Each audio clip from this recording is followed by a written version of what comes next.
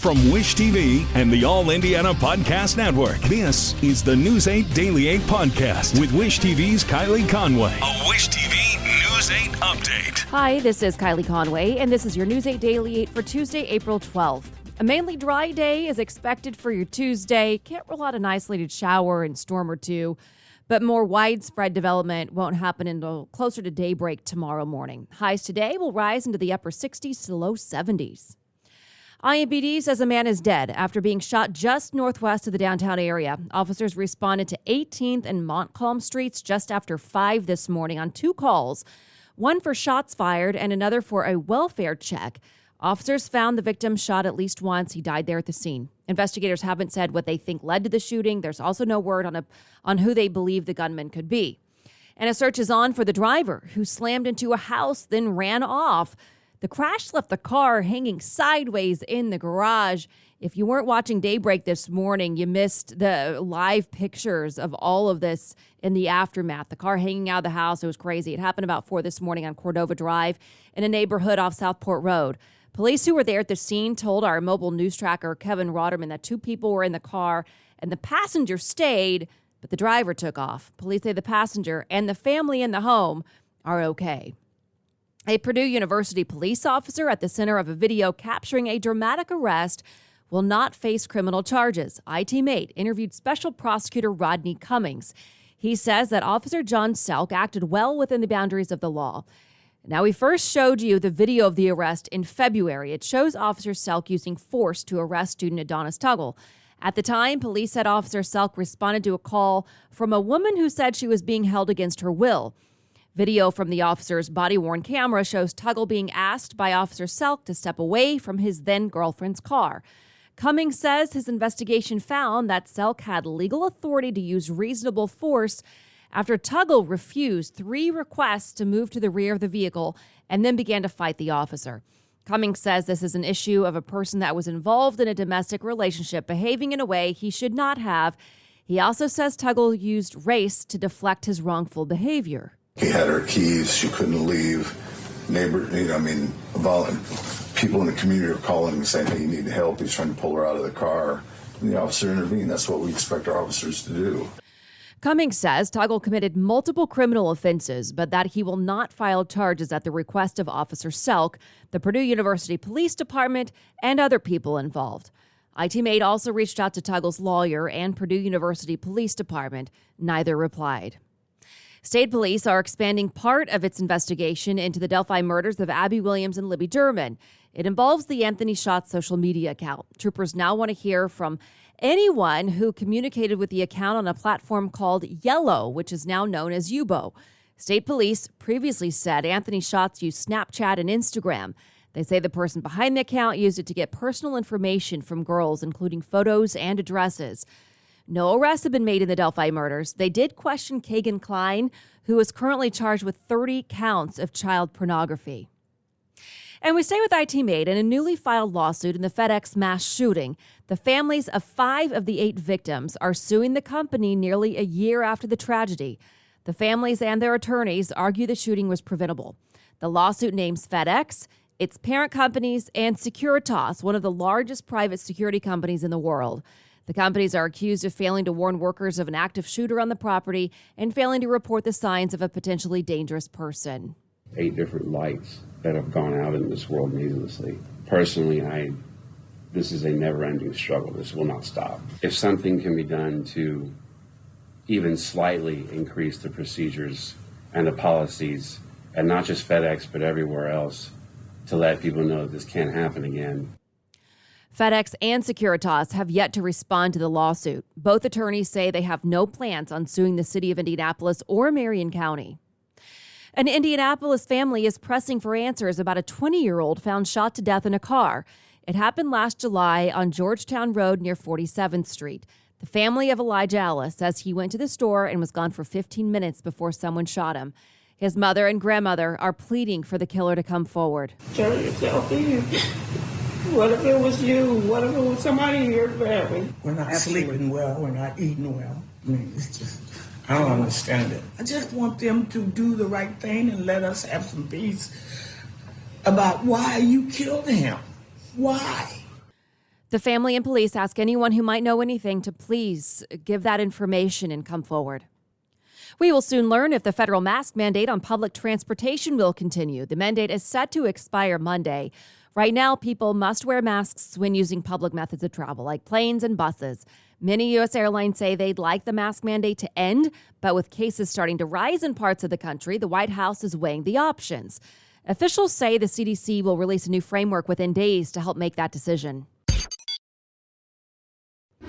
A local expert is quelling fears over a new emerging COVID variant. It's called XE, though some health authorities have named it the Frankenstein mutation.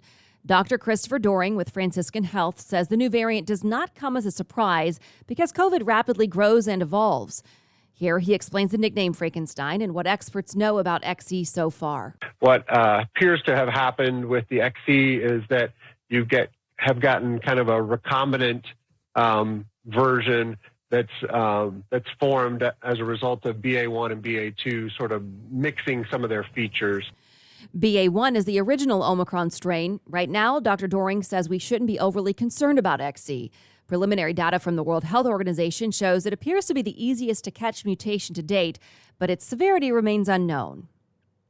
And this morning, the Indiana Fever have a whole new look. The team shattered league records last night with 4 of the first 10 picks in the WNBA draft and 7 overall. Top selection at number 2, Nalissa Smith out of Baylor. Then at 4, Louisville's Emily Engsler. With the 6th pick, the team adds Lexi Hull out of Stanford. And at number 10, Queen Egbo, another Baylor star. The team's new general manager, Lynn Dunn, talked about the rare opportunity. Got who we wanted in the first round, the 2, the 4, the 6, the 10. We got great players. We got highly competitive players. We got champions. And I thought we did a pretty good job with the late picks. So, in my mind, we won the draft. The late picks were March Madness star Destiny Henderson out of South Carolina and Amisha Williams-Holiday out of Jackson State, and IU's Ali Patberg with last night's last selection. Patberg is the Hoosiers' highest ever WNBA draft pick. Others were chosen when the draft had more rounds. And IUPUI star is headed to Phoenix. The Mercury chose Macy Williams. She's the first Jaguar ever selected. The NBA draft is in June. Pacers coach Rick Carlisle is talking about what's next after the team's worst record since 1985. This is normally the day where people come in and they make it look like this was a big positive this year. I think there were many positives, but overall, this is not the kind of thing that's acceptable here. We've got to find the right moves at the right time, pull those triggers, and move forward. On a hopeful note, Indiana will draft in the single digits for the first time in 33 years. And this summer, federal funding for free school meals expires, leaving districts across the nation in limbo. A school in Carmel has come up with a temporary way to make sure students don't go hungry, and organizers need your help. Lakin McGee reports.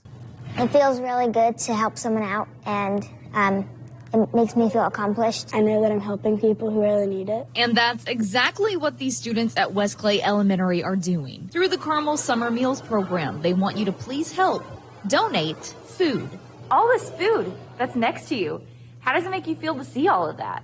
It makes me happy to see how much people care about other people that don't have food to eat. Please bring in food for kids who need it, because I know some of you, I know if you really needed food, you would probably want people to help you too. The Carmel Youth Assistance Program helps the schools connect families with resources. During the summer of 2020, they helped 520 students get meals.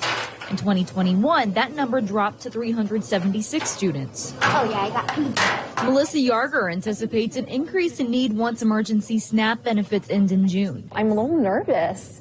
I think that we will see between 370 and 400 kids sign up for the program. All of us in Carmel Clay Schools want to support those kids in our community and our school system that need help. Jill Schiff is the principal at West Clay Elementary. She says there's been a dramatic increase of students who eat breakfast over the last 2 years. It's been fun kind of explaining to the kids why we're collecting this food, and so we are trying to collect as much food as possible as they prepare for the worst. I think the time is up, unfortunately. They hope for the best and that free meals will continue.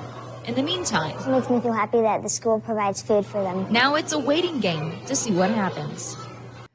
Again, that was Lake and McGee reporting. If you do not have a child in school, you can still donate. The Carmel Youth Assistance Program is always looking for more donations. Britney Spears is expecting. The star revealed the news on Instagram yesterday. In the post, the pop star says she was confused by some recent weight loss followed by a weight gain. Spears also mentioned she suffered from depression during one of her previous pregnancies, so she plans to stay out of the spotlight during this one. The CMT Awards pull off a pandemic twist. Kelsey Ballerini co-hosted from home. The star was supposed to be on stage in Nashville for the show, but tested positive for COVID-19 earlier in the week. Other stars filled in for parts of the show, and Ballerini appeared on a big screen in full award show fashion from her living room. She even made costume changes throughout the night. A superstar pairing took home what CMT calls the biggest award of the evening. And the CMT Music Award for Video of the Year goes to Jason Aldean and Carrie. They won for their duet, If I Didn't Love You. Last night also marked the first major award show performance for the Judds in more than 2 decades. Naomi and Winona Judd performed their 90s classic, Love Can Build a Bridge, with backing vocals from a gospel choir.